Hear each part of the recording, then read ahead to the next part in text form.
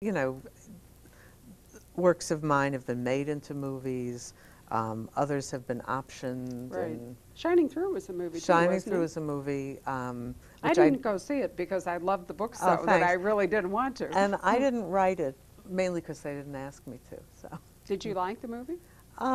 no, I mean, I thought it was thoughtfully done. I thought it was visually beautiful, but it had nothing to do with, or very little to do with my book. But you know that going in.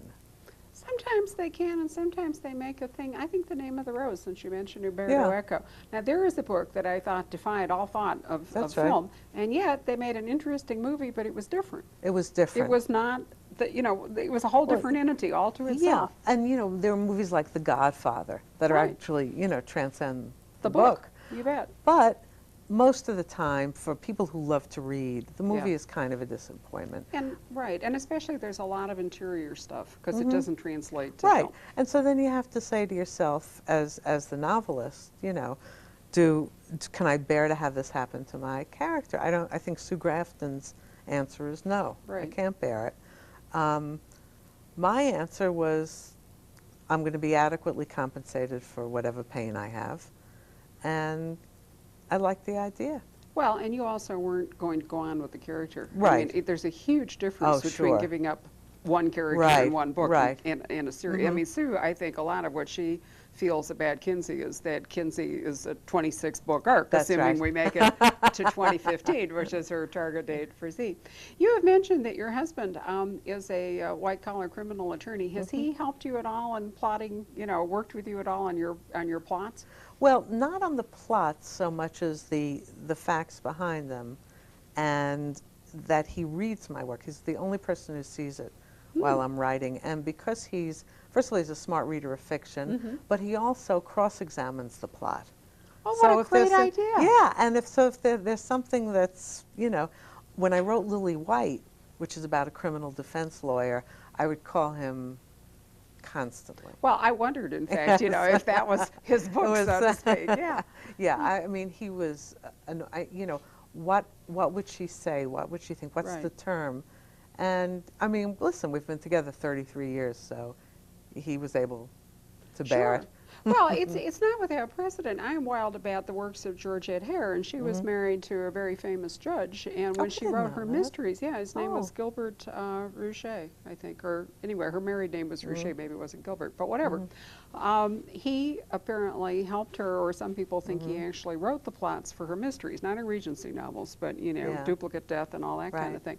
But I've always thought, hell, if you had an in-house expert in counsel. Yeah, Why I mean, wouldn't it's you? house counsel. I mean, you can't get any closer. Right. Well, I don't have to go into that, but No. it We're was- not doing Sex on the Sex in the City. We have 1 minute.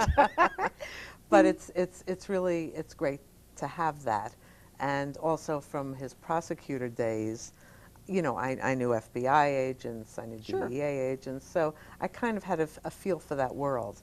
Absolutely, and I think it comes. It certainly shows in those books. Where you've referenced it, and you have had a wonderful. I'm trying to think about the word. Your collective oeuvre is I think, very Oh, I exciting. have an oeuvre. That's You nice. do, Thank you. absolutely. It's very exciting. And what's fun about it to me is the fact, as you have pointed out, that you have constantly challenged yourself with new things. You haven't simply, it's very hard, I think, to write humor without letting it flip into caricature.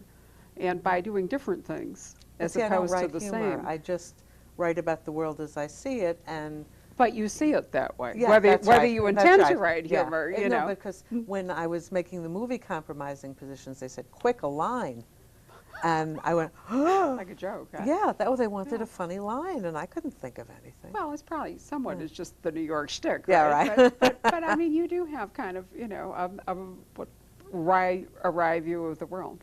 And, it's probably honed by where you live and the people that you associate with. So whether you intend them to be funny or whether Yeah. they're naturally funny, they are. Good.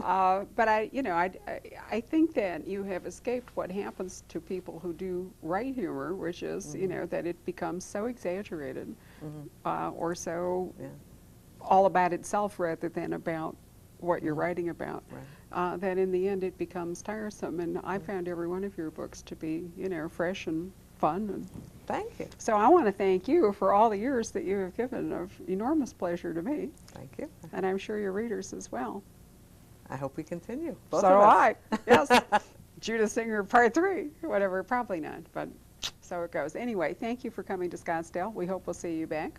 And I You're welcome. certainly thank all of you for coming to join us at another episode of the Criminal Calendar. There we